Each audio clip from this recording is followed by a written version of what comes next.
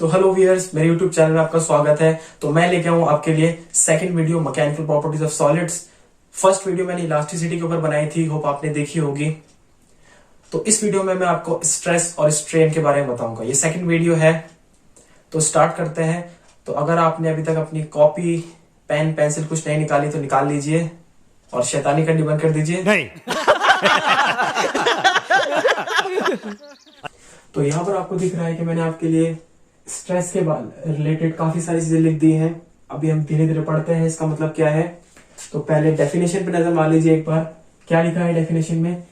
Stress the internal restoring force per unit cross sectional area. मतलब क्या है अभी समझते हैं। तो इसका मतलब है, जैसे हम ऑलरेडी पढ़ चुके हैं फर्स्ट लेक्चर में, अपने फर्स्ट वीडियो जो इंट्रोडक्शन वीडियो मैंने बनाई थी, कि इंटरनल रीस्टोरिंग फोर्स क्या होता है। कि जब हम किसी बॉडी को खींचते हैं, आपको एक बार दोबारा समझाते हैं अगर आपने फर्स्ट वीडियो नहीं देखी है। तो अगर यहाँ पर मेरे पास एक ऑब्जेक्ट है, मैं उसको खींच रहा हूं एफ एक्सटर्नल फोर्स से राइट इस डायरेक्शन में, तो अपोजिट डायरेक्शन में रीस्टोरिंग फोर्स ये मेरे को लगाएगा। लगाएगा ना। तो जैसे मैंने इसको इधर खींचा तो ये कोशिश करेगा कि मेरे को इधर खींचे। तो हम बात कर रहे हैं इस वाले फोर्स के, रीस्टोरिंग फोर्स की। हमको चाहिए रीस्टोरिंग फोर्स।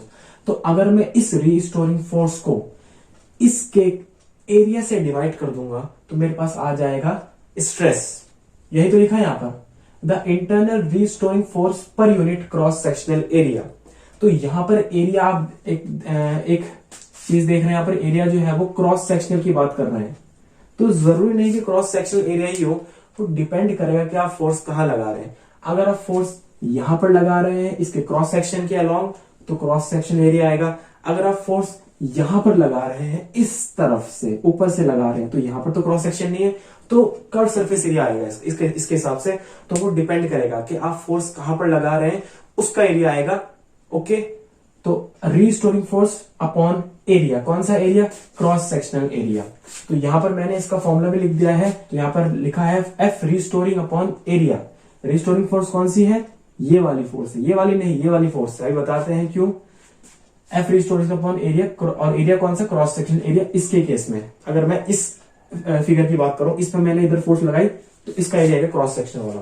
वो डिपेंड करेगा आप कहां पर फोर्स लगा रहे हैं, तो वही वाला एरिया आपको लेना है। ओके, तो आगे चलते हैं। तो अब एक इंपॉर्टेंट चीज समझ लेते हैं। अगर मैं इस बॉडी की बात कर रहा हूं, ध्यान रखिए ये बॉडी यहां से फिक्स्ड है, यहां से मूव नहीं कर सकती। अब मैंने इसके एक एंड में इसके क्रॉस सेक्शन के अलोंग एफ एक्सटर्नल, जो मैंने बाहर से फोर्स लगे, मैंने इसको खींचा एफ एक्सटर्नल से, तो इसने मेरे को एफ रिस्टोरिंग लगाया अपोजिट डायरेक्शन में। ओके, जस्ट अपोजिट डायरेक्शन में 180 डिग्री पे इसने मेरे को एफ रिस्टोरिंग फोर्स लगाया। तो अगर ये स्टैटिक इक्विलिब्रियम में है, स्टैटिक इक्विलिब्रियम क्या चीज है? ये रुका हुआ है। तो क्या हो सकता है? अगर ये रुका हुआ है तो जो फोर्स इसके इस तरफ से लग रही है वो बराबर होगा जो फोर्स के इस तरफ से लग रही है। आपने पढ़ा होगा, अगर मान लीजिए आप किसी ऑब्जेक्ट को दोनों तरफ से इक्वल एंड अपोजिट फोर्स लगाते हैं, दोनों तरफ से सेम फोर्स लगाते हैं। मान लीजिए एक इधर से फोर्स लग रही है और एक इधर से फोर्स लग रही है और दोनों सेम है, तो क्या वो ऑब्जेक्ट मूव करेगा? कोई सा भी ऑब्जेक्ट हो सकता है, वो आप अपने साथ ट्राई कर सकते हैं। एक को बोले इधर से खींचे, दूसरे को बोले इधर से खींचे, सेम फोर्स से, तो आप मूव करेंगे? नहीं करेंगे। हो सकता है आपका हाथ बाहर निकल जाए, लेकिन आप मूव नहीं करेंगे। ओके, तो सेम यहाँ पर भी वही चीज हो रही है। यहाँ पर क्या हो रहा है? यहाँ पर मैं एफ एक्सटर्नल फोर्स लगा रहा हूं, ये बॉडी मेरे को एफ रिस्टोरिंग फोर्स लगा रही है। अब क्योंकि ये मूव नहीं कर रहा है, कैसे करेगा मूव? भाई यहां से तो फिक्स है, कैसे मूव करेगा? ये चाहेगा भी मूव करना तो नहीं करेगा, क्योंकि यहां से ये फिक्स्ड है। तो क्या होगा इस केस में? एफ रिस्टोरिंग बराबर हो जाएगी एफ एक्सटर्नल के। तो मैंने वहीं पर लिखा है स्टैटिक इक्विलिब्रियम में अपोजिट डायरेक्शन की जो फोर्स होती है वो बराबर हो जाती है। मान लीजिए अगर यहां से कोई फोर्स लग रही है और यहां से कोई फोर्स लग रही है, तो अगर ये रुका हुआ है तो दोनों फोर्स बराबर हो जाएगी। तो सेम इसी केस में क्या हो रहा है? यहां से एक्सटर्नल लग रहा है, यहां से रिस्टोरिंग लग रहा है, तो दोनों फोर्सेस बराबर होगी, क्योंकि स्टैटिक इक्विलिब्रियम में आ चुका है। तो यहां पर मैं लिख दिया है F external is equal to F restoring. अब मेरे ख्याल से आपको समझ में आ गया होगा कि हम रिस्टोरिंग फोर्स क्यों ले रहे हैं, क्योंकि जो हमने फोर्स लगाई वो बराबर होगी रिस्टोरिंग फोर्स के। तो अब ध्यान रखिएगा, अगर जो टीचर होते हैं वो इसको सीधा यहां पर एफ की तरह क्या रख देंगे? एमजी लिख देंगे। तो बच्चे कंफ्यूज हो जाते हैं, एमजी क्यों लिख रहा भाई, तो रिस्टोरिंग फोर्स है। तो कंफ्यूज नहीं होना आपको। यहाँ पर आपको समझ में आ गया होगा कि यहाँ पर एफ एक्सटर्नल एफ रिस्टोरिंग बन चुकी है। दोनों अगर ये मूव नहीं कर रहे ऑब्जेक्ट तो दोनों बराबर है, तो आप एफ एक्सटर्नल को एफ रिस्टोरिंग लिख सकते हैं। तो बस ये फॉर्मूला बन गया आपका, F restoring upon area. Area इस ऑब्जेक्ट के केस में कौन सा है, क्रॉस सेक्शनल एरिया। तो अभी हम आगे डिस्कस करेंगे टाइप्स ऑफ स्ट्रेस में, तो उसमें धीरे धीरे आपका जो है एरिया क्रॉस सेक्शन नहीं आएगा, दूसरा आएगा उसमें, तो आगे हम डिस्कस करेंगे। तो अब बात कर लेते हैं इसके एसआई यूनिट की। तो आपको दिख ही रहा होगा एसआई यूनिट क्या है इसकी, फोर्स की एसआई यूनिट क्या होती है, बच्चा जानता है न्यूटन होती है, तो न्यूटन लिख दिया। एरिया की क्या होती है, मीटर स्क्वायर होती है वही एसआई यूनिट, तो लिख दिया मीटर स्क्वायर। तो इससे क्या बन गया, इससे बन गया न्यूटन पर मीटर स्क्वायर। समझ में आ गया आपको। तो अब बात करते हैं इसके डायमेंशनल फॉर्मूले की। तो उसका डायमेंशनल फॉर्मूला क्या हो जाएगा, इससे निकाल सकते हैं हम लोग डायमेंशनल फॉर्मूला। फोर्स का डायमेंशनल फॉर्मूला क्या होता है,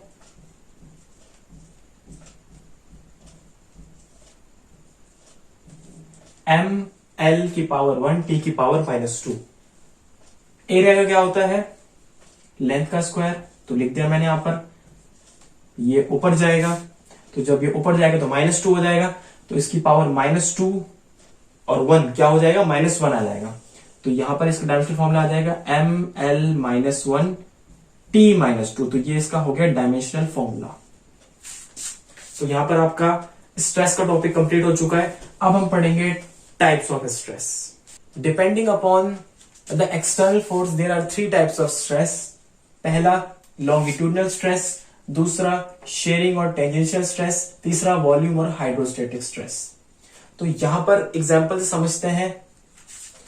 अगर मान लीजिए मेरे पास एक बॉडी है जो एक सपोर्ट के ऊपर रखी हुई है, मान लीजिए टेबल के ऊपर रखी हुई है, मैंने यहां से उसमें एफ एक्सटर्नल फोर्स लगाई इस तरफ से, बॉडी के प्लेन के परपेंडिकुलर जहां पर रखी हुई है बॉडी, उससे सॉरी पैरेलल, और यहां पर सेम फोर्स लगाई मैंने परपेंडिकुलर, बारी बारी करके फोर्स लगाई मैंने यहां पर। तो अब क्या हो रहा है, अब क्योंकि फॉर्मूले के हिसाब से देखें तो एफ रिस्टोरिंग अपॉन एरिया, ये है स्ट्रेस का फॉर्मूला। अब क्योंकि दोनों में फोर्स सेम है, अगर मैं यहां से स्ट्रेस कैलकुलेट करूं और यहां से स्ट्रेस कैलकुलेट करूं तो दोनों में फोर्स तो सेम है, लेकिन एरिया की गड़बड़ आ रही है यहां पर। आप देख सकते हैं यहां पर बॉडी जो है वो उसका लेंथ कुछ अलग है और ब्रेथ कुछ अलग है, तो यहां पर एरिया भी अलग हो जाएगा। अगर मैं इस एरिया की बात कर रहा हूं इस टाइम, अगर मैं इस फोर्स की बात कर रहा हूं तो इस एरिया की बात कर रहा हूं, और अगर मैं इस फोर्स की बात कर रहा हूं तो मैं इस एरिया की बात कर रहा हूं। मैंने अभी आपको बताया था कि जहां पर जिस जगह पर फोर्स लगेगी हमें उस एरिया की बात करनी है। तो यहां पर क्योंकि एरिया में फर्क आ रहा है तो उसकी वजह से स्ट्रेस में भी आपका फर्क आएगा। तो आपको ध्यान रखना है कि जिस एरिया पे हम फोर्स लगा रहे हैं उस स्ट्रेस में उस एरिया को इंक्लूड करना है। लॉन्गिट्यूडनल स्ट्रेस के बारे में बात कर लेते हैं। तो लॉन्गिट्यूडनल स्ट्रेस आपने कहीं सुना है नाम, ऐसा लग रहा है आपको लॉन्गिट्यूडनल नाम सुन के? आपने जरूर सुना होगा बचपन में, जब आपने ज्योग्राफी पढ़ी होगी तो ज्योग्राफी में आपने पढ़ा होगा लॉन्गिट्यूडनल लाइंस होती हैं अर्थ में। हम जब ग्रिड बनाते हैं तो 2 लाइन से डील करते हैं, लैटिट्यूडनल और लॉन्गिट्यूडनल। तो यहां पर हम लॉन्गिट्यूडनल लेंथ की बात करेंगे। लॉन्गिट्यूडनल स्ट्रेस 2 तरीके की हो सकती है। एग्जाम्पल से समझते हैं। मान लीजिए मेरे पास एक ऑब्जेक्ट है, मैं उसको ऐसे खींच रहा हूं, इस तरीके से बाहर की तरफ लेंथ के अलोंग खींच रहा हूं, तो इस स्ट्रेस को बोलेंगे टेंसाइल स्ट्रेस। और अगर मैं इसी सेम ऑब्जेक्ट को लेंथ के अलोंग दबा रहा हूं इस तरीके से, तो क्या होगा, तो ये दबेगा, तो दबने को बोलते हैं कंप्रेशन। तो यहां पर आ जाएगा कंप्रेसिव स्ट्रेस। तो 2 तरह की स्ट्रेस हो जाएंगी। ऑब्वियसली बात है, हम इस ऑब्जेक्ट को या तो खींच सकते हैं या दबा सकते हैं। इसके अलावा क्या कर सकते हैं इसके साथ हम? मैं तोड़ने काटने की बात नहीं कर रहा हूं, तो बात कर रहा हूं इसको हम इसे स्ट्रेस कैसे दे सकते हैं। तो हम इसको 2 तरीके से स्ट्रेस दे सकते हैं। कैसे दे सकते हैं स्ट्रेस? एक तो खींच के दे सकते हैं और एक तो दबा के दे सकते हैं। तो इसी से लॉन्गिट्यूडनल स्ट्रेस 2 तरीके की होती है हमारे पास। एक होता है टेंसाइल स्ट्रेस और एक होता है कंप्रेसिव स्ट्रेस। टेंसाइल स्ट्रेस कब आती है? जब हम बॉडी को खींचते हैं। कंप्रेसिव तब आती है जब बॉडी को दबाते हैं। तो आपको समझ में आ गया होगा। तो ध्यान रखना लॉन्गिट्यूडनल लेंथ से याद रखना आप लोग लेंथ कि जब हम लेंथ के अलोंग बॉडी को फोर्स लगाते हैं, स्ट्रेस देते हैं, बॉडी को लेंथ के अलोंग फोर्स लगा रहे हैं, एक बार ऐसे एक बार ऐसे, तो एक बार टेंसाइल स्ट्रेस जब हम बॉडी को खींचेंगे लेंथ के अलोंग, और एक बार कंप्रेसिव स्ट्रेस जब बॉडी को दबाएंगे। तो इसी से स्ट्रेस का फॉर्मूला आपका बनेगा फोर्स अपॉन एरिया। मैं बार बार रिस्टोरिंग फोर्स यहां पर नहीं लिखूंगा, आपको समझ में आ चुका होगा, मैंने आपको बहुत बार बता दिया, मैं बार बार नहीं लिखूंगा।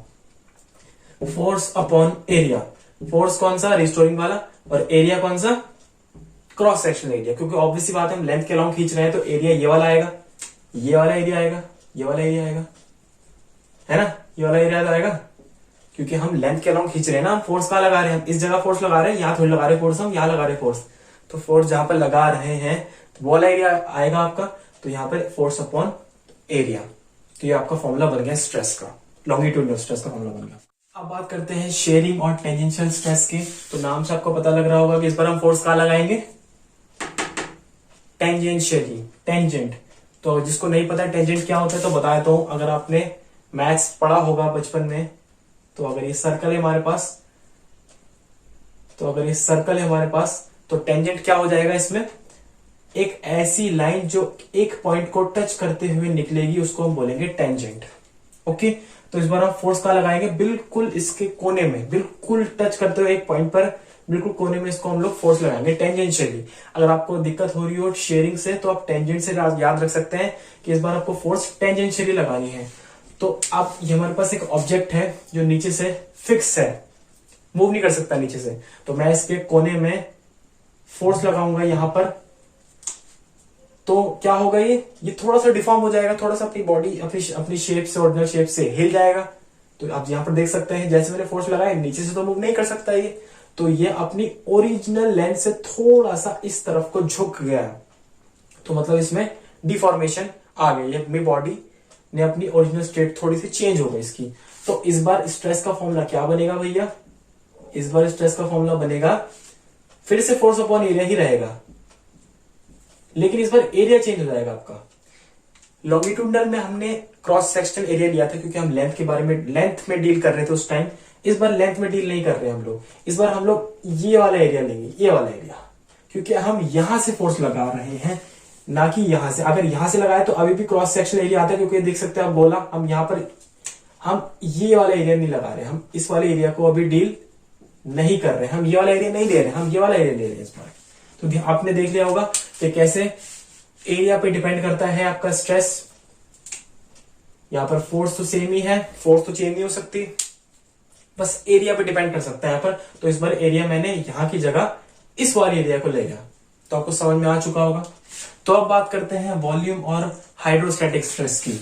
तो अगर मान लीजिए मैं किसी भी बॉडी को पानी के नीचे ले जाता हूं, तो पानी उसमें अपना फोर्स लगाएगा। देख सकते हैं आप यहाँ पर, मैंने किसी भी रैंडम बॉडी को पानी के नीचे लेके गया, तो पानी यहां से हर तरफ से फोर्स लगाएगा उसमें, चारों हर तरफ से फोर्स लगाएगा उसमें। तो यहां पर स्ट्रेस का फॉर्मूला क्या बनेगा आपका, तो स्ट्रेस हो जाएगा फोर्स अपॉन एरिया, जिसको मैं कह सकता हूं प्रेशर ऑफ लिक्विड। क्योंकि ऑब्वियस सी बात है, जब हम पानी के अंदर जाते हैं तो वहां पर फोर्स किसका होता है, लिक्विड का होता है ना। बाहर तो क्या था, जब हम बाहर फोर्स लगा रहे थे तो हम लगा रहे थे फोर्स जानबूझ के, लेकिन पानी के अंदर हम फोर्स नहीं लगाते, पानी अपना फोर्स लगाता है, इसलिए हम इसको प्रेशर ऑफ लिक्विड कह सकते हैं। तो ध्यान रखिएगा, जब हम पानी के अंदर होंगे तो लिक्विड अपना फोर्स लगाएगा, जिसको हम बोलेंगे लिक्विड प्रेशर। ओके, तभी हम यहाँ पर फोर्स अपॉन एरिया को लिक्विड प्रेशर बोल रहे हैं। अंडर वाटर लिक्विड अपना फोर्स लगाता है, बाहर हम लोग फोर्स लगाते हैं खुद, एक्सटर्नल फोर्स। तो अंडर वाटर प्रेशर जो है वो लिक्विड का, हम फोर्स अपॉन एरिया को प्रेशर बोल रहे हैं। यहां पर हम स्ट्रेस को प्रेशर बोल सकते हैं, बाकी दो केस में हम स्ट्रेस को प्रेशर नहीं बोल सकते, क्योंकि वहां पर जो है वो फोर्स अपॉन एरिया तो है, लेकिन वहां पर बार बार जो एरिया है वो चेंज हो रहा है आपका, तो वहां पर हम नहीं बोल सकते। लेकिन यहां पर हम लोग इसको प्रेशर ऑफ लिक्विड, हम प्रेशर भी बोल सकते हैं, पर स्ट्रेस को प्रेशर से कंपेयर कर सकते हैं। भले ये दिखने में सेम हो, स्ट्रेस की भी जो आपको पता है ऐसा यूनिट न्यूटन पर मीटर स्क्वायर होती है, प्रेशर की भी न्यूटन पर मीटर स्क्वायर होती है, लेकिन इस केस में हम कंपेयर कर सकते हैं, बाकी दो केसेस में हम प्रेशर के साथ उसे कंपेयर नहीं कर सकते स्ट्रेस को। तो वो आपको समझ में आ गया होगा, जब हम किसी भी बॉडी को अंडर वाटर ले जाएंगे तो वो लिक्विड उसमें चारों तरफ से उस बॉडी में फोर्स लगाएगा, चारों हर तरफ से फोर्स लगाएगा, तो उसको हम बोलेंगे स्ट्रेस, जो इक्वल हो जाएगा प्रेशर ऑफ लिक्विड के। तो वो आपको समझ में आ गया होगा। तो अब बात करते हैं हम स्ट्रेन की, कि स्ट्रेन क्या होता है। तो स्ट्रेन जो हमारा होता है वो होता है change in dimension upon original dimension. और ये बॉडी में कब आता है स्ट्रेन, जब हम बॉडी में एक्सटर्नल फोर्स लगाते हैं तो बॉडी कुछ डिफॉर्म हो जाती है, अपने ओरिजिनल स्टेट से कुछ हिल जाती है, कुछ डिफॉर्मेशन आ जाती है उसके अंदर। तो बॉडी में कितनी डिफॉर्मेशन आई जब हमने उसमें फोर्स लगाया, तो उसको हम बोलते हैं स्ट्रेन। तो उसके मेजर को कि कितना उसको डिफॉर्मेशन आया जब हमने बॉडी में फोर्स लगाया, तो उसको हम बोलते हैं स्ट्रेन।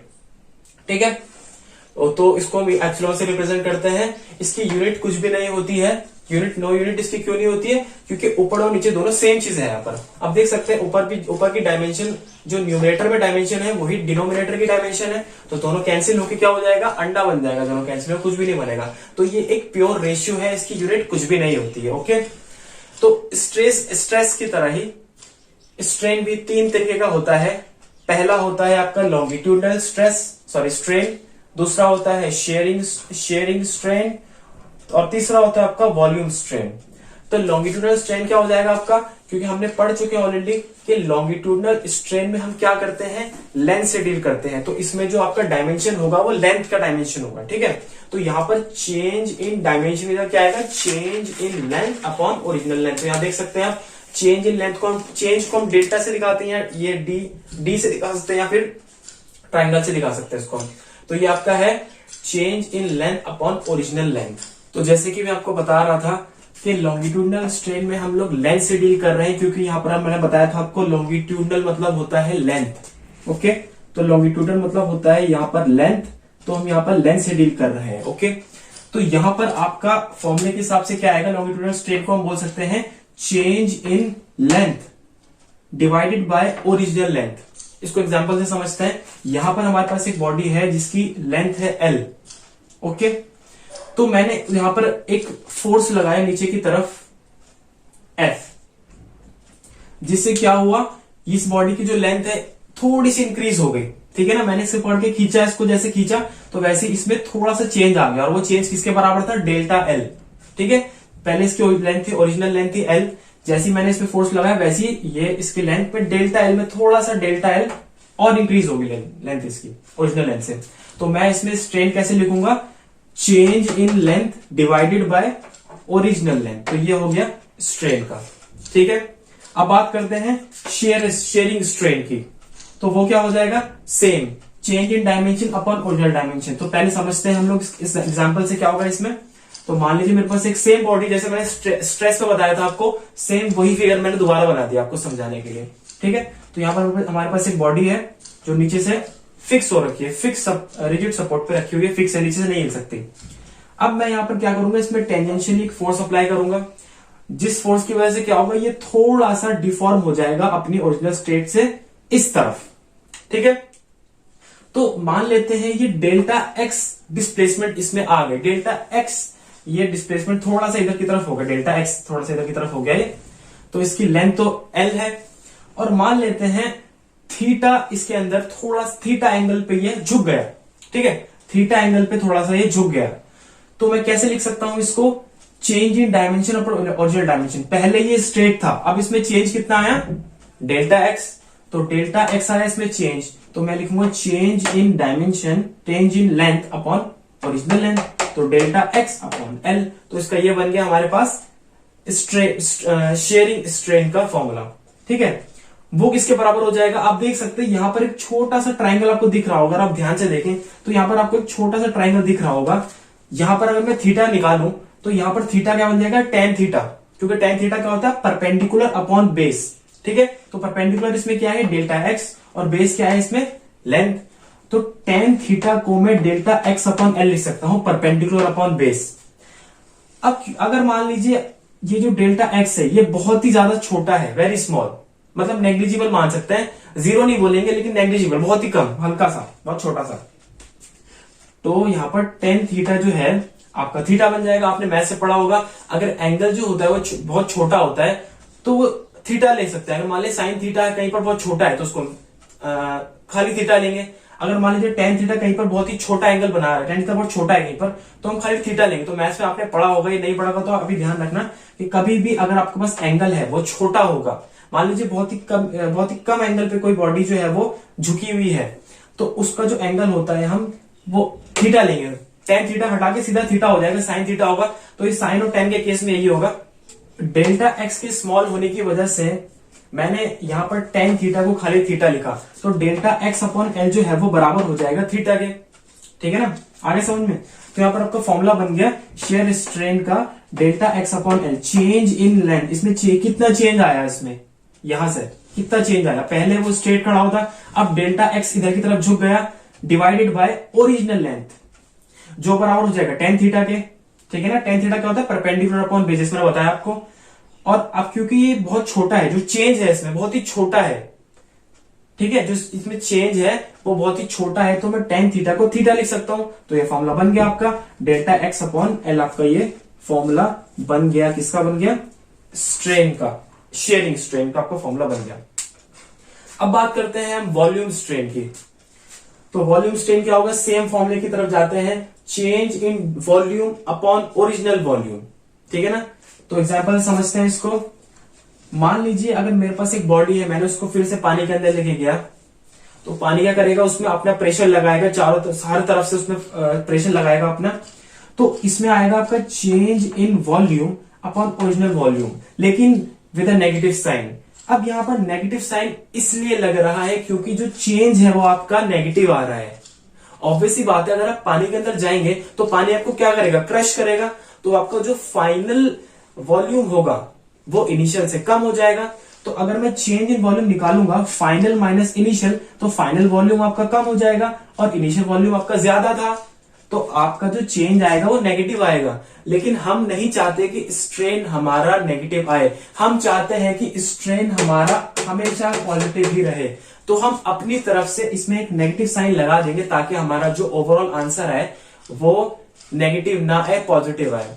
तो हमने जानबूझ के यहाँ पर नेगेटिव साइन लगाते, तो इसका फॉर्मूला क्या बन गया, वॉल्यूम स्ट्रेन का delta V by V, change in volume upon original volume with a negative sign. तो आपको आई होप समझ में आ गया होगा, बहुत ही आसान है ये। आई होप आपको वीडियो पसंद आई होगी। अगर आपको इस टॉपिक से रिलेटेड कोई भी डाउट है तो आप मुझसे जरूर पूछ सकते हैं। Thanks for watching.